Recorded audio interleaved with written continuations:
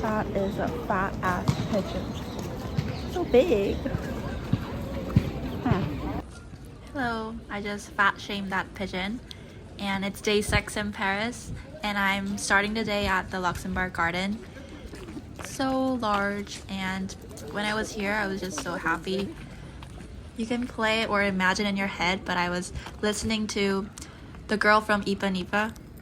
The Girl from Ipanema. My friend put me on that song. It's so good, it's so peaceful. It matched the vibe of this garden so perfectly, and I love that it's finally like the sun is up and it's so nice, the weather is so beautiful. And I think it was a perfect timing just being here at this time. I'm enjoying the sun. You can kind of tell that I'm running out of things to say, but like it's just a garden. It's so beautiful. This was a nice peaceful moment, contrasting to my horrible last night experience with that bike. And I was just chilling, having a nice time.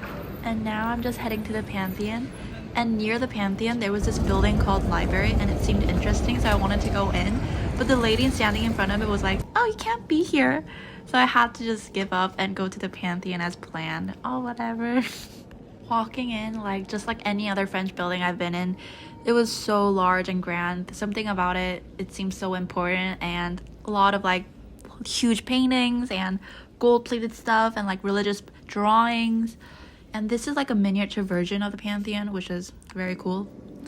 And I just took a bunch of videos because I didn't want to forget anything, you know? I wanted to archive everything I saw.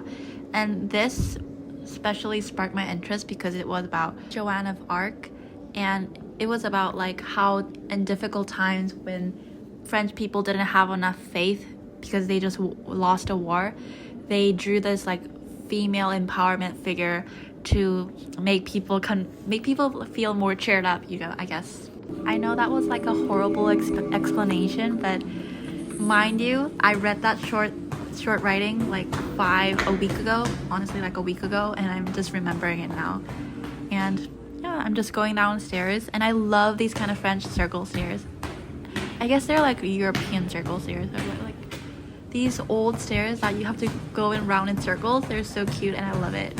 Once you go downstairs, it turns out, I didn't know because I didn't have an audio guide as usual, but it turns out it's like a mausoleum. That's what Google says it is. And there were a bunch of, I guess, famous French people buried in here. I'm sorry, I'm not educated, but it was very cool. After that, I headed to Montmartre, and on my way there, I just randomly came across this famous supermarket that was in the film Amélie. I actually didn't watch the film because it's in French, and I didn't understand anything that was going on, but I love the aesthetic of it. I love the actor, the vibes. So I just take a quick look here and browsed. I didn't buy anything, but I did get a really cute postcard of the supermarket. I'm gonna put it in my room. And this is just a random footage of me walking in Paris because I like the stone flooring. It's so romantic. This is me having a horrible time going uphill to get to Montmartre because it's like in high ground, and I'm saying game little, which means I'm so fucking tired in Korean. But once I got up, the vibes were immaculate. There were like artists drawing, and oh my god, this is the Paris that I imagined. The little shops were so cute, and I went in this little store and I got like a cat poster, which was very French vibes, the French vibes. And this is like the little square, which was really popular. I don't know what it's called, but search up the pronunciation, and it's called Place du Dirt. And this is like a random church I found. I thought this was like a popular building, and so I went in, but it turns out it was just a random church in that area. But walking in, it was still super cool. There was a person singing inside, and it felt very sacred. I just sat there and admired.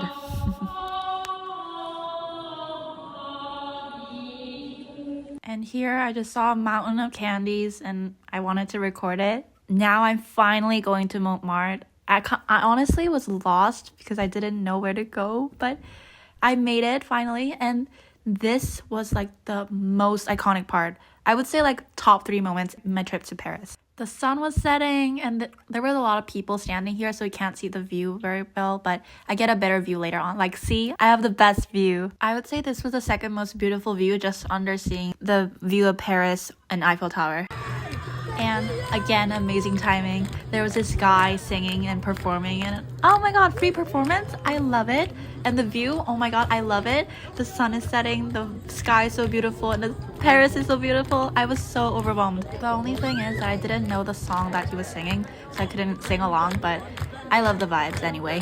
But now that I'm listening to it, I know this song. I just don't know the title of it. Not joking, I just had to hum the rhythm to Google to find the title of it, and it's called Bombayo by the Gypsy Kings. Nice. It's a Spanish song, I don't know, but it's popular. At this point, I was just super tired and my legs were hurting, and it was so nice that I could just sit here in the steps and listen to him sing. Oh, such a nice time. Such a nice time to be alive. And this was the last song he sang, and it was Despacito, a classic. He's ending with a classic. And I know this song.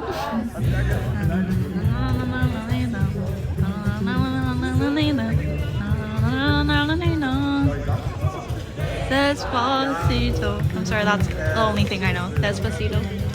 I'm just gonna shut up for now because this is an amazing performance and it needs a time solitude.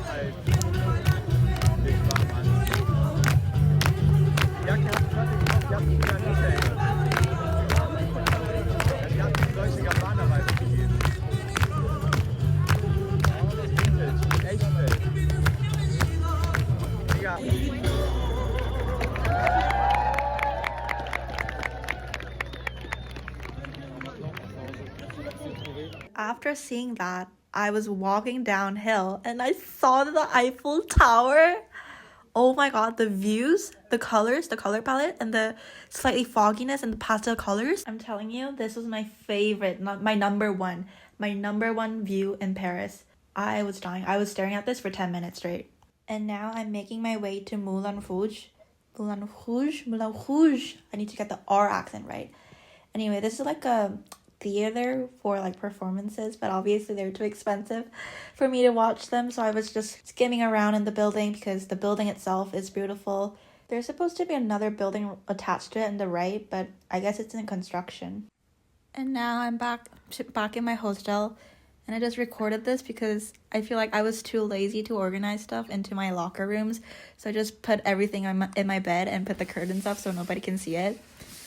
And it just felt like it was funny. I have this little station here for like charging, and all of my clothes are on my bed, all of my bags and my stuff. I honestly should be organizing, but I was so sick.